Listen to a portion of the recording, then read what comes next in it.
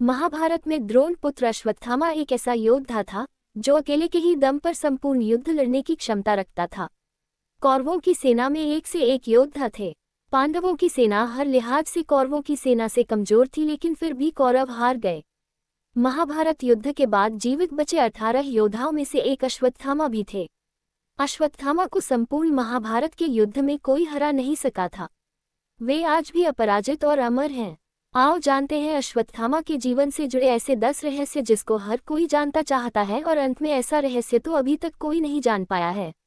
जन्म का रहस्य। अश्वत्थामा का जन्म भारद्वाज ऋषि के पुत्र द्रोण के यहाँ हुआ था। उनकी माता ऋषि शरद्वान की पुत्री कृपि थी। द्रोणाचार्य का गोत्र अंगिरा था। तपस्यारत द्रोण ने पितरों की आज्ञा से संतान प्राप्ति हेतु कृपि से विवाह किया। कृपि भी बड़ी ही धर्मज्ञ, सुशील और तपस्विनी थी। दोनों ही संपन्न परिवार से थे। जन्म लेते ही अश्वत्थामा ने उच्चैःश्रवा अश्व के समान घोर शब्द किया, जो सभी दिशाओं और व्योम में गूंज उठा। तब आकाशवाणी हुई कि इस विशिष्ट बालक का नाम अश्वत्थामा होगा। बदल गया द्रोण का जीवन। अश्वत्थामा के जन्म के बाद द्रोण की आर्थिक स्थिति गिरती गई। घर में कुछ भी खाने को नहीं बचा। विपन्नता आ गई। इस विपन्नता को दूर करने के लिए द्रोण परशुराम जी से विद्या प्राप्त करने उनके आश्रम गए। द्रोण आश्रम से लौटे तो घर में गाय तक न थी। अन्य ऋषि कुमारों को दूध पीते देख अश्वत्थामा दूध हेतु रोता था और एक दिन द्रोण ने देखा कि ऋषि कुमार चावल के आटे का घोल बनाकर अश्वत्थामा को पिला चुके हैं और अबोध बालक अश्वत्थामा मैंने दूध पी लिया ये कहते हुए आनंदित हो रहा है। ये देख द्रोण स्वयं को धिक्कार उठे। इससे ये सिद्ध होता है कि अश्वत्थामा ने अपना बचपन जैसे तैसे खा पीकर बिताया। उनके लिए घर में पीने को दूध तक नहीं होता था, लेकिन जब वे अपने मित्रों के बीच रहते थे तो झूठ ही कह देते थे कि मैंने तो दूध पी लिया। पिता का अपमान। पिता ने जब बालक अश्वत्थामा की यह अवस्था देखी तो उन्होंने खुद को इसका दोषी माना और वे उसके लिए गाय की व्यवस्था हेतु स्थान स्थान पर घूमकर धर्मयुक्त दान के लिए भटके, लेकिन उन्हें कोई भी गाय दान में नहीं मिली। अंत में उन्होंने सोचा कि क्यों न अपने बचपन के मित्र राजा द्रुपद के पास जाया जाए। वे अपने पुत्र अश्वत्थामा के साथ राजा द्रुपद के दरबार में जा पहुंचे। राजा द्रुपद की राजसभा में पिता की अवमानना बालक अश्वत्थामा ने देखी थी और देखी होगी उनकी विवशता और क्रूर विडंबना की। शस्त्र शास्त्र के ज्ञाता भी सत्तासीन मदमत व्यक्ति द्वारा अपमानित होते हैं। अश्वत्थामा के बाल मन पर उस वक्त क्या गुजरी होगी जब उनके पिता को वहां से धक्के मारकर निकाल दिया गया। अश्वत्थामा बने शिक्षक और राजा। अश्वत्थामा को लेकर द्रोण पांचाल राज्य से कुरु राज्य में हस्तिनापुर आ गए और वहां वे कुरु कुमारों को धनुष बाण की शिक्षा देने लगे। वहां पर वे कृप्त शास्त्र की शिक्षा देते थे। अश्वत्थामा भी पिता के इस कार्य में मदद करने लगे। वे भी कुरुओं को बाण विद्या सिखाते थे। बाद में द्रोण कौरवों के आचार्य बन गए। उन्होंने दुर्योधन सहित अर्जुन आदि को शिक्षा दी। आचार्य के प्रति उदारता दिखाते हुए पांडवों ने गुरु दक्षिणा में उनको द्रुपद का राज्य छीनकर दे दिया। बाद में द्रोण ने आधा राज्य द्रुपद को लौटा दिया और आधे को उन्होंने अश्वत्थामा को दे दिया था। उत्तर पांचाल का आधा राज्य लेकर अश्वत्थामा वहां के राजा बन गए और उन्होंने अपने राज्य की राजधानी हिच्छत्र को बनाया। अब द्रोण भारत भर के सबसे श्रेष्ठ आचार्य थे। कुरु राज्य में उन्हें भीष्म, धृतराष्ट्र, विदुर आदि से पूर्ण सम्मान प्राप्त था, अतः भावों के दिन विदा हो गए थे। संपूर्ण विद्याओं में पारंगत अश्वत्थामा जीवन के संघर्ष की आग में तपकर सोना बना था। महान पिता द्रोणाचार्य से उन्होंने धनुर्वेद का ज्ञान प्राप्त किया था। द्रोण ने अश्वत्थामा को धनुर्वेद के सारे रहस्य बता दिए थे। सारे दिव्यास्त्र, आग्नेय, वरुणास्त्र, पर्जन्यास्त्र, वायव्यास्त्र, ब्रह्मास्त्र, नारायणास्त्र, ब्रह्मशिर आदि सभी उसने सिद्ध कर लिए थे। वह भी द्रोण, भीष्म, परशुराम की कोटि का धनुर्धर बन गया। कृप, अर्जुन व कर्ण भी उससे अधिक श्रेष्ठ नहीं थे। नारायणास्त्र एक ऐसा अस्त्र था जिसका ज्ञान द्रोण के अलावा महाभारत के अन्य किसी योद्धा को नहीं था। ये बहुत ही भयंकर अस्त्र था।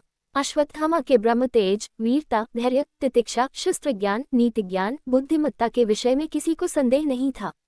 दोनों पक्षों के महारथी उसकी शक्ति से परिचित थे। महाभारत काल के सभी प्रमुख व्यक्ति अश्वत्थामा के बल, बुद्धि व शील के प्रशंसक थे।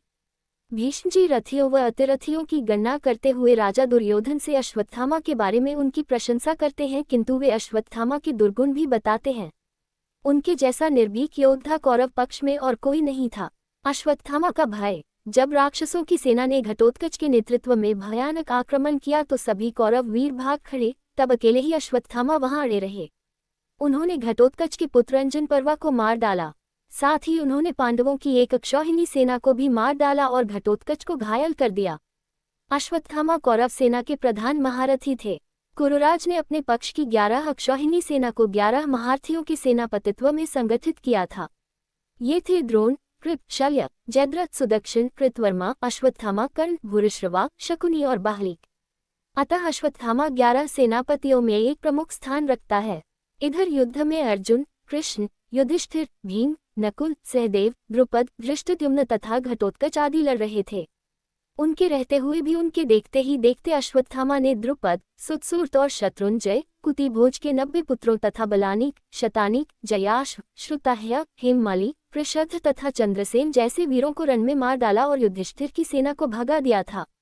अश्वत्थामा द्वारा किए जा रहे इस विध्वंस को देखते हुए पांडव पक्ष में भय और आतंक व्याप्त हो गया था। अब अश्वत्थामा को रोका जाना बहुत जरूरी हो गया था। सभी इस पर विचार करने लगे थे, अन्यथा अगले दिन हार निश्चित थी। अश्वत्थामा गज मारा गया। भीष्म के शरशैया पर लेटने के बाद 11वें दिन के युद्ध में कर्ण के कहने पर द्रोण सेनापति बनाए जाते हैं। दुर्योधन और शकुनी द्रोण से कहते हैं कि वे युधिष्ठिर को बंदी बना ले तो युद्ध अपने आप खत्म हो जाएगा।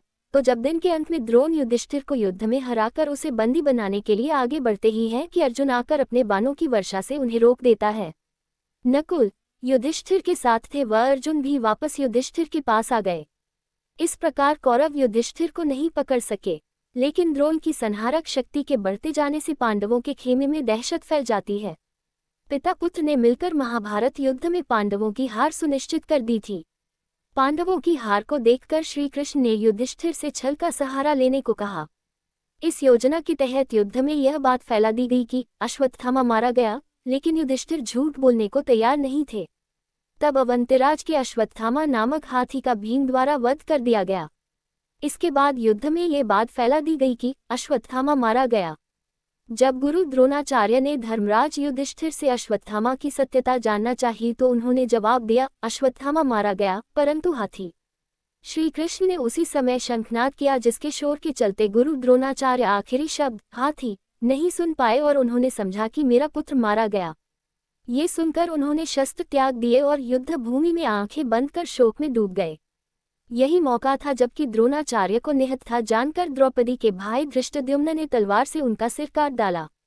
ये समाचार अश्वत्थामा के लिए भयंकर रूप से दुखद था। पिता की छलपूर्वक हत्या के बाद अश्वत्थामा युद्ध के सभी नियमों को तोड़कर ताक में रख देता है। नारायणास्त्र का प्रयोग। पिता की छलपूर्वक मृत्यु से दुखी होकर अश्वत्थामा मजबूर होकर नारायणास्त्र का प्रयोग करता है, जिसके चलते एक ही झटके में पांडवों सहित उनकी संपूर्ण सेना नष्ट हो जाती। सभी नारायणास्त्र से नष्ट हो जाते, लेकिन पांडवों को इस अस्त्र से बचने के लिए तुरंत ही कृष्ण उनसे अपने अपने अस्त्र त्याग कर रथ से नीचे उतरने का आदेश देते हैं और कहते हैं कि सभी नारायणास्त्र के सामने आत्मसमर्पण कर लो, अन्यथा मारे जाओगे। सभी पांडव और सेना ऐसा ही करती है। समर्पण से ही वे सभी बच सके। जब अश्वत्थामा ये देखता है कि सभी पांडव बच गए हैं तो उसे उस अस्त्र पर संदेह होता है। तब वह अर्जुन पर आग्नेयास्त्र का प्रयोग करता है, लेकिन श्री कृष्ण के कारण अर्जुन फिर बच जाता है। तब अश्वत्थामा को बड़ा क्रोध आता है, वह अपना धनुष फेंक देता है और अपनी विद्या पर संदेह करने लगता है। अंत में ब्रह्मास्त्र का प्रयोग। 18वें दिन कौरवों के 3 योद्धा शेष बचते हैं, अश्वत्थामा, कृपाचार्य और कृतवर्मा। इसी दिन अश्वत्थामा द्वारा पांडवों के वध की प्रतिज्ञा ली गई, लेकिन समझ में नहीं आता कि कैसे पांडवों को मारा जाए।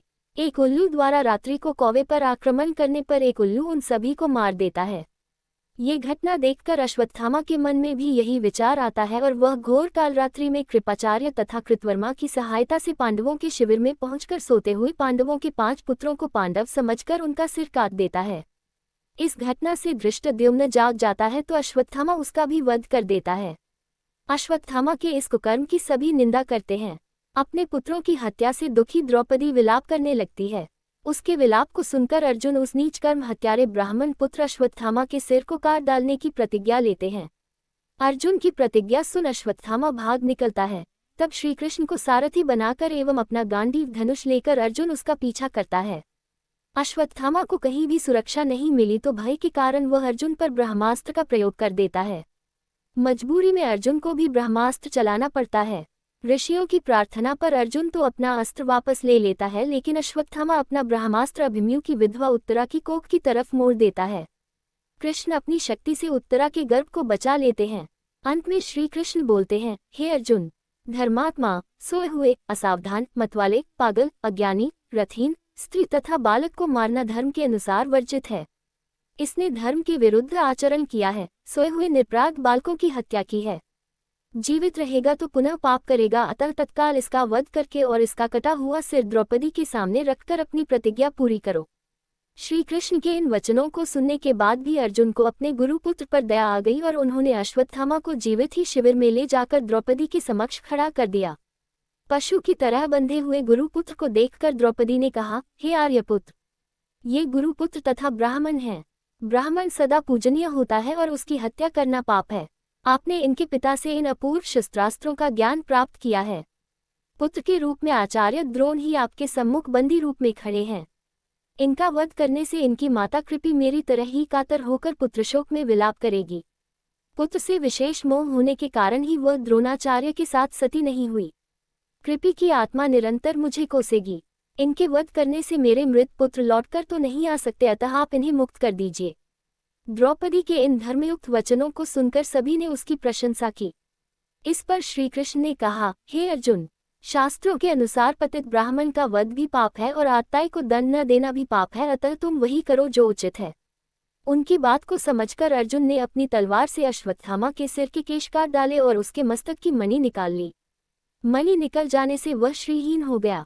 बाद में श्री कृष्ण ने अश्वत्थामा को 6000 साल तक भटकने का शाप दिया। अंत में अर्जुन ने उसे उसी अपमानित अवस्था में शिविर से बाहर निकाल दिया। कहाँ चले गए अश्वत्थामा? इस प्रकार हिंसा और अभिशाप में, क्रोध और विषाद में इस महान विद्वान और दुर्धर्ष वीर की कथा का समापन होता है। युधिष्ठिर ने भगवान कृष्ण के सामने प्रश्न रखा था कि अकेले अश्वत्थामा ने इतना भयानक कांड कैसे कर दिया।